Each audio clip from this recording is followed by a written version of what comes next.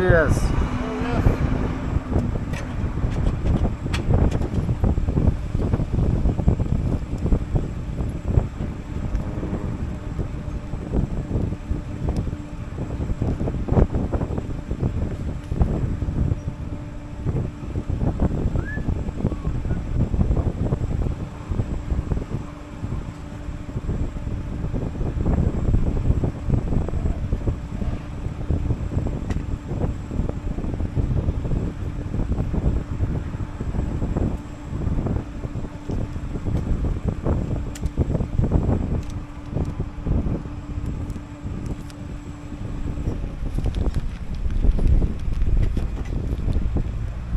Gasolina. 5 kilómetros. Gracias.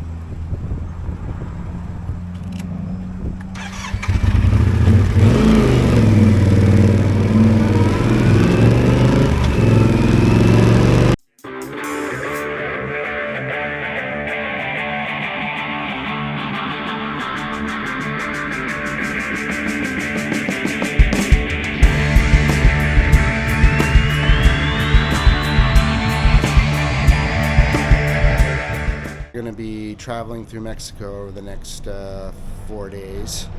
Well, 3 days through Mexico, 4th day into Guatemala. Got about 1,400 miles to go, so I'll break this down into little chunks. About 400 miles a day, a little bit more than I like to do, but let's just get through Mexico. I nothing against Mexico, but there's no real reason I want to dwell here other than just to get through it. Let's just get on to Guatemala, where I want to be. Yeah, this is going to be the hardest leg of the trip. What? Hold on a second. My phone's freaking out. I've never done that before. Hey loaner cycle, don't jinx yourself. Oh, that's a good point. Thanks. Anytime. I'm keeping an eye on you. How'd she get in my phone? I'll deal with that later. But she does have a point. Hey, this is going to be no problem. You know, we're just going to breeze right through this country. No. We've got about 1,400 miles to do over the next 4 days, and we're just going to break it down into the little chunks, into about 400 mile days or so. Okay, well, let's go get some breakfast here in the hostel. Usually they have huevos rancheros, but they're serving pancakes today.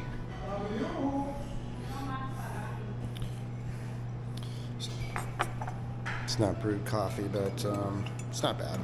That'll get us down the road. We will stop and get some real coffee and a proper meal later, but this will get us going.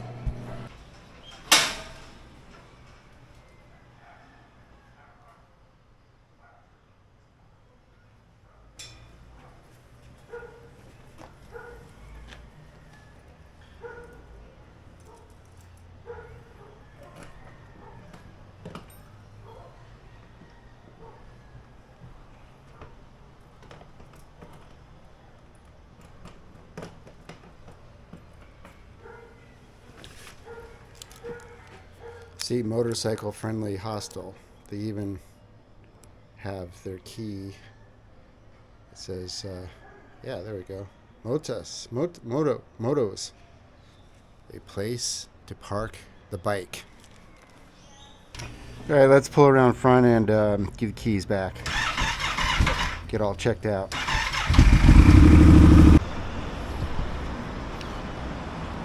All right, we're all checked out, ready to go. So let's get to it. But for now, we got almost 400 miles to do today. Not well, but I'm not sick either. Still trying to shake off this cold. Don't know exactly where I'm staying tonight, but got kind of an idea. I'll be there at 7:30 and it's only 8 hours and it's 9 o'clock, so just right now I don't know what's going on. Oh, it's 10 o'clock because the time's changed. Maybe I'll be changing time zone then. I don't know. Anyway.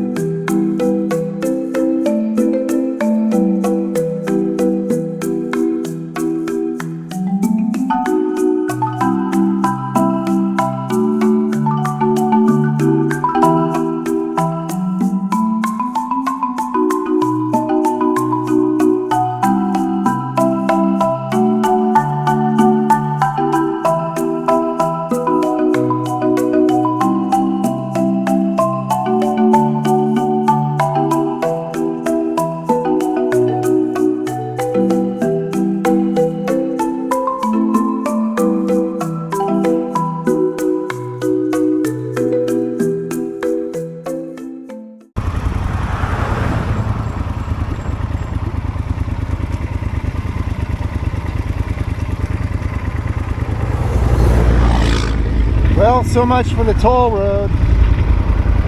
You know, I stopped at a toll booth.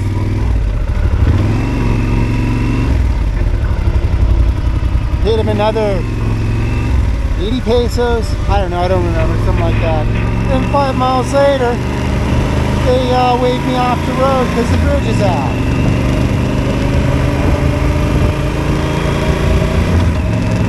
You know, if they're gonna charge me to go on the road, they might want to like keep it open. And I understand that you know, stuff happens, but you know, if the road's closed, man, don't close the toll booth too.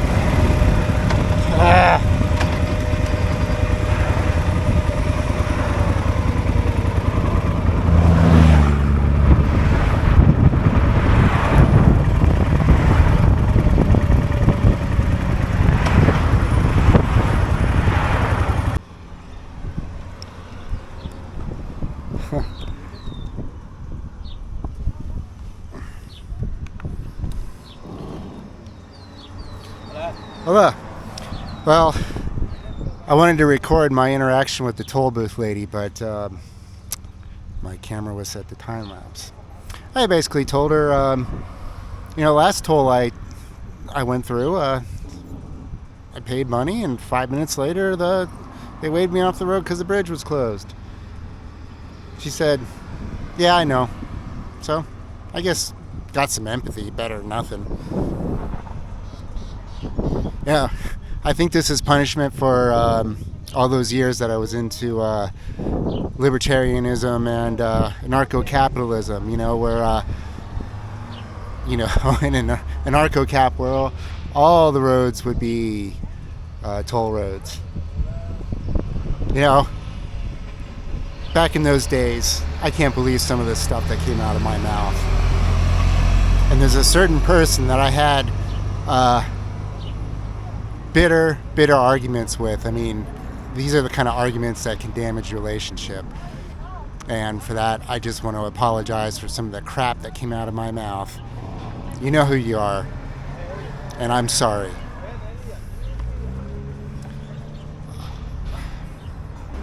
Yeah, let's go. 324 miles.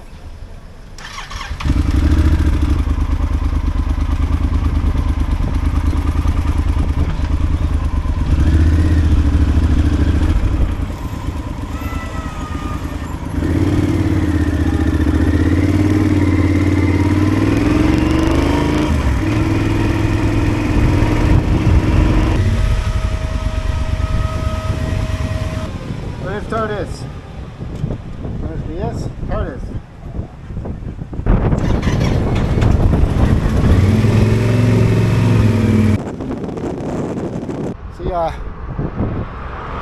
this is a little agave plantation, or not plantation, I don't know, what do you call it, like a field of agave. It's not really a field, it's more of a hillside. But anyway, you know, on the rare occasion when I drink tequila and I ponder the agave,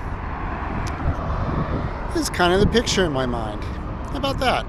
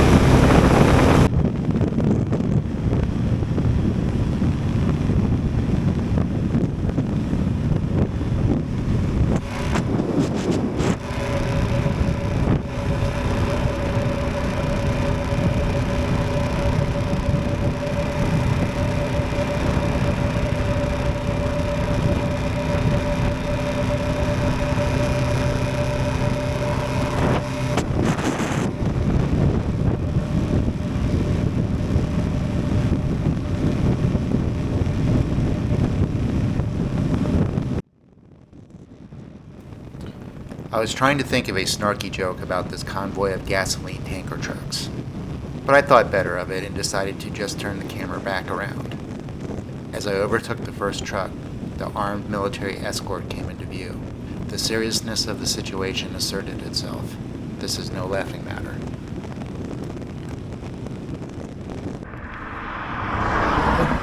Going down that hill back there, I tapped my back brake and it drug, and I tapped it again, and now I've got nothing. It just goes all the way down. So let's see what's going on here. Uh-oh.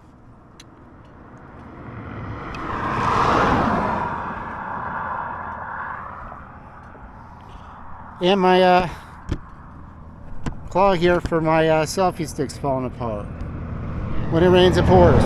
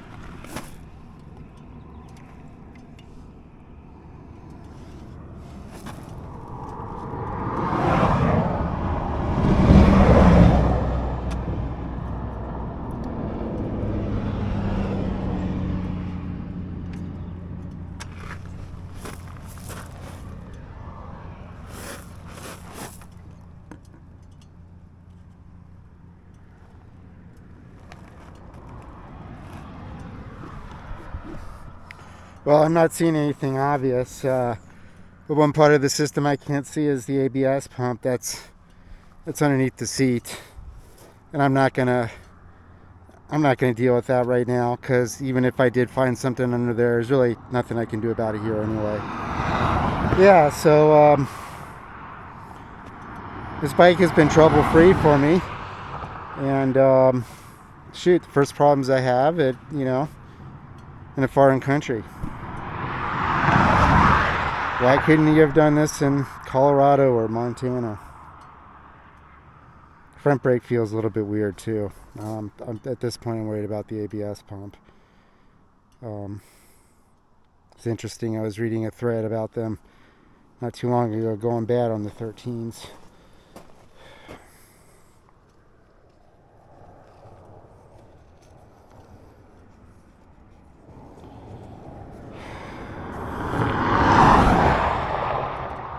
I was really hoping that I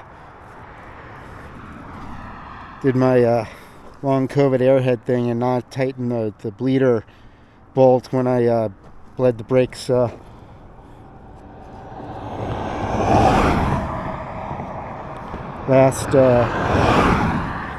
Before I left, but there's no fluid coming out there.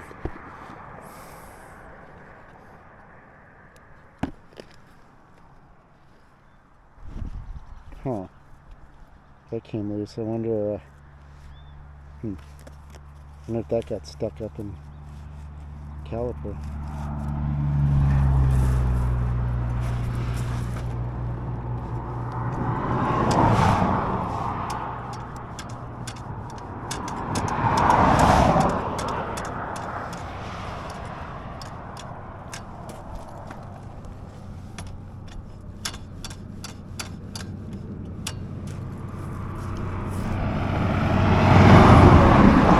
Oh well, let's get going.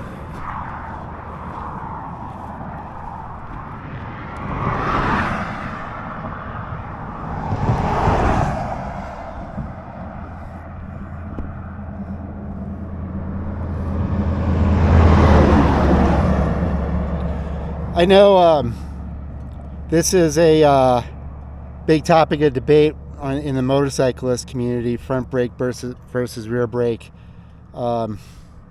I'm hugely rear brake dominant. I don't even know how to ride without it. So damn it. I mean, I'm just having a pity party for myself. Let's go.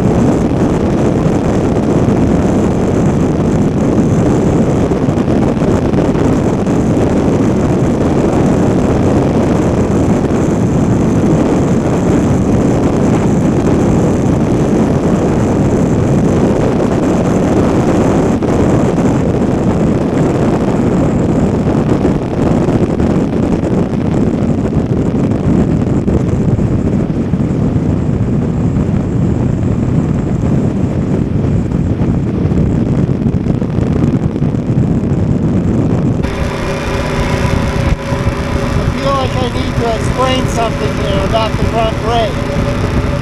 So, the bike obviously steers with the front wheel. So not only do you have left and right motion from the handlebars, you also have suspension action going up and down. Both of which the front brake affects. So, you're doing precision maneuvers, especially like on an uneven or uncertain surface like gravel or an off-sloping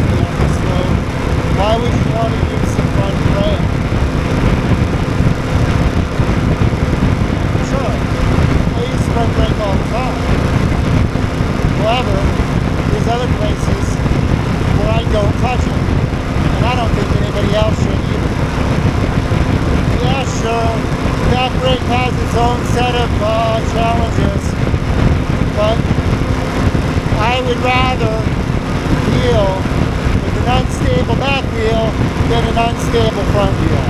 I guess that's the summary of it. Anyway, we'll get to where we're going. We'll try to bleed it and see what happens.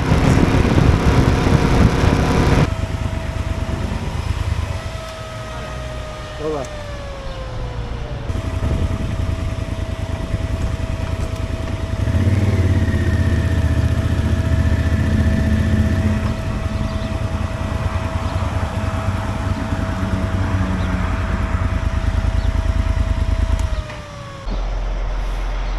I found the problem.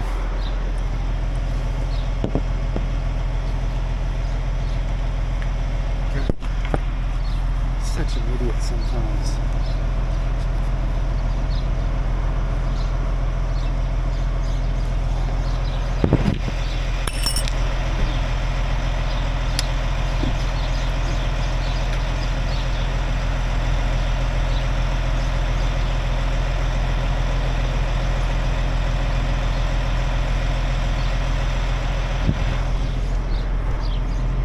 I'm tempted to take that caliper off, but I'll do it at the hotel. I mean, what happens if I take it off and something's really screwed up in there and I can't get it back on?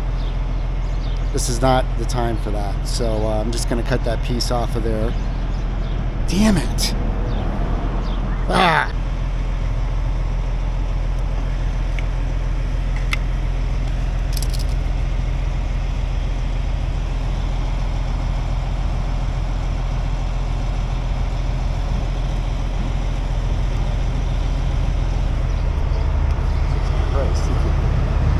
Up in there.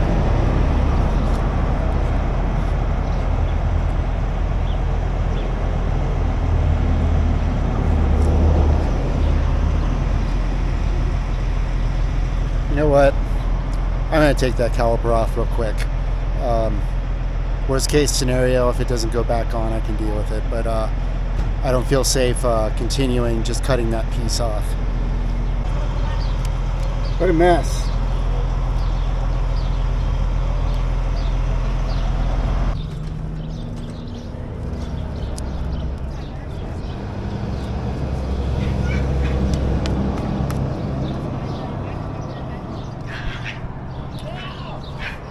There, now the question is, what damage upstream did it cause? It should, I don't know why the brake wouldn't work. Like it lost all hydraulic pressure, but let's put it back on and see what happens. That is looking promising. So, here I am blaming the Yamaha when I'm the fucking idiot who screwed up. I mean, I thought it was me at first, like forgot to tighten the bleed nut, but I screwed up in a way that I didn't really anticipate. But okay, well, that compelled me to go ahead and reserve a hotel room tonight. I was gonna reserve a hotel room. It's the airport. It's actually closer to the main highway. I won't have to go all the way into Morella. Yeah, Morella. So it'll save me a little bit of miles, and also a little bit of miles tomorrow too. And like I said, I won't have to go all the way in. And I got a restaurant there. And I was looking earlier, and it was like over $100, and I just got it on Agoda for $56. So I'm not going to complain about that. Not too sure about security, but for the bike, but it's an airport, you know, so be fine, right? Anyway, let me get packed up and so we can get out of here. It's late and I'm tired. So we got 89 miles to go. It is 6:30 right now, ETA of 8 o'clock. Sounds about right. So yeah, let's go.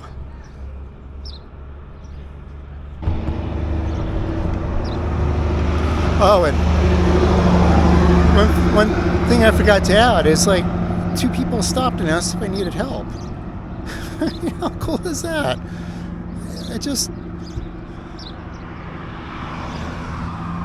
I don't think that would happen in America. I mean, I could use help, but I think I'm beyond help. Oh, one more thing to say in my defense, and I should stop talking about no promises. I mean, you know me. The strap that got cut up, I purposely didn't trim that one up, because it was a brand new one. It was the only long one I had, and I was actually saving that for something else. So I was going to kind of rearrange the straps when I got a few minutes. I did tie it up, but obviously not good enough. So anyway, don't have any more straps, long straps. Bummer. So having to relearn how to use my brakes on a motorcycle at the same time as learning Spanish, man, I just don't have that kind of bandwidth.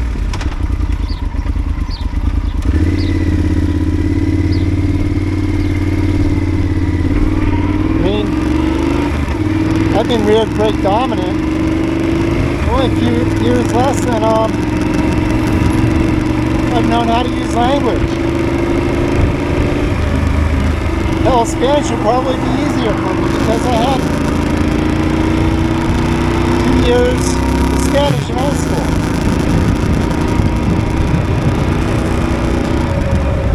Ha!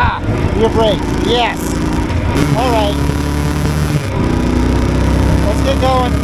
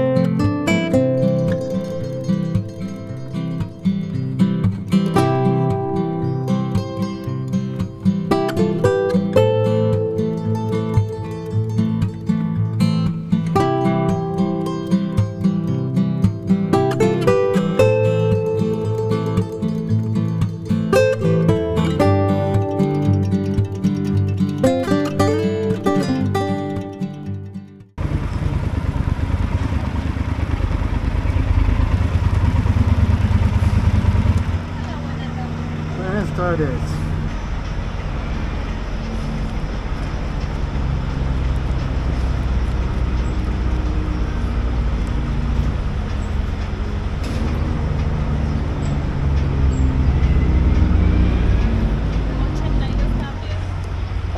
Gasolina. 29 kilómetros salir en Guaniqueo o 90 dentro de pista. ¿Inglés? 90 90 kilometers? kilómetros. Oh boy. Si llega, No comprendo. Sorry.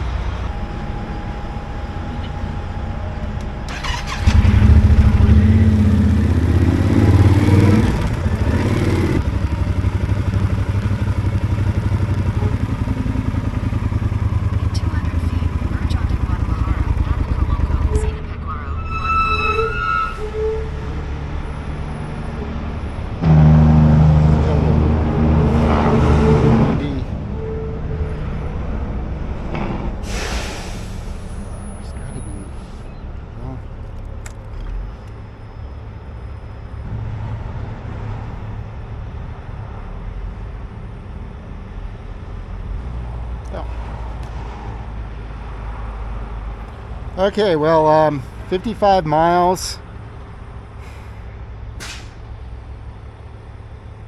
Okay, so I got 170 on the odometer right now.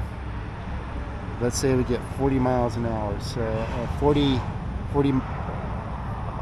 miles per gallon. So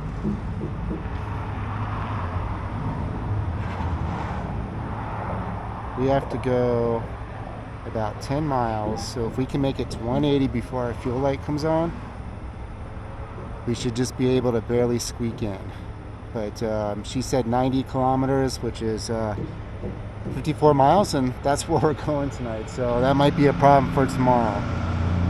Well, it's starting to get chilly. Let me put my jacket on real quick. And just for the record, me enjoying the experience so much and just not considering gas has been a problem way before this lone COVID stuff got me. Just for the record. This is not a new thing. It's been going on for a while.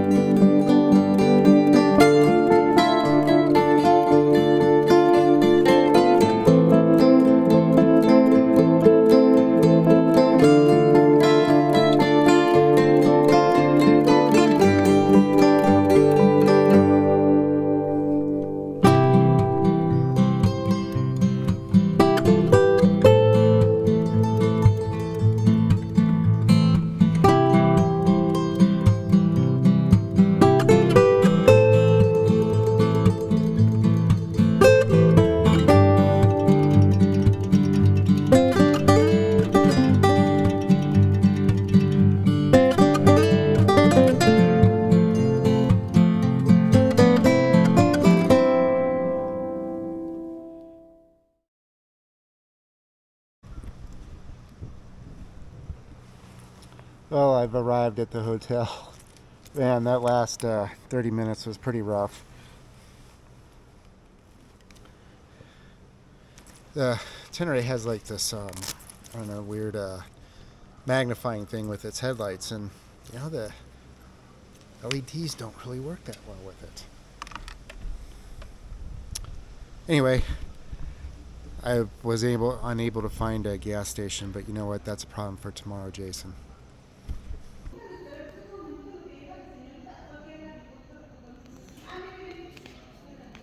Better than nothing.